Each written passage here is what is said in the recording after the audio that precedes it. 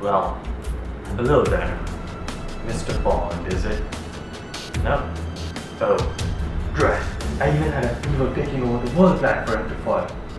Anyways, let me introduce myself. My name is Mihir Sheth, and I am a senior studying electrical engineering at the University of Michigan.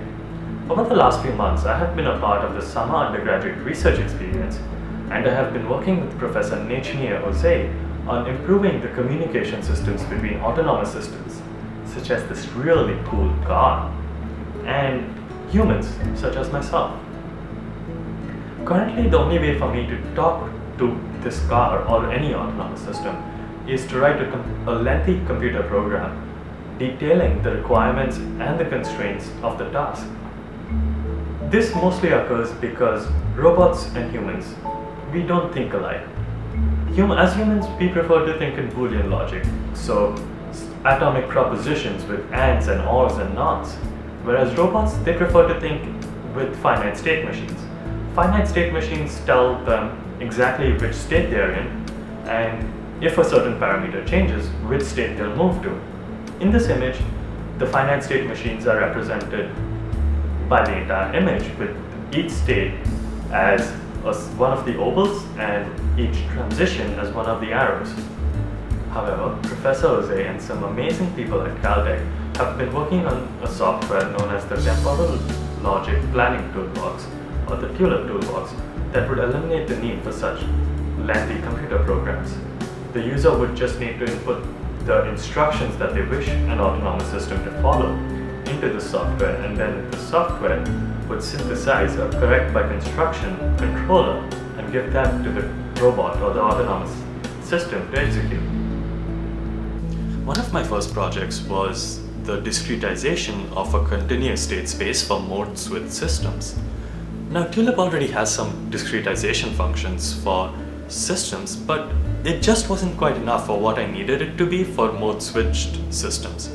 So I developed my own function while ensuring that the transitions between the various states across all the modes was preserved. This was essential because it maintains the correctness that the TULIP controller guarantees. I then restructured my function so that it was an embarrassingly parallel loop and used the concept of parallel processing to make the entire function run a lot faster.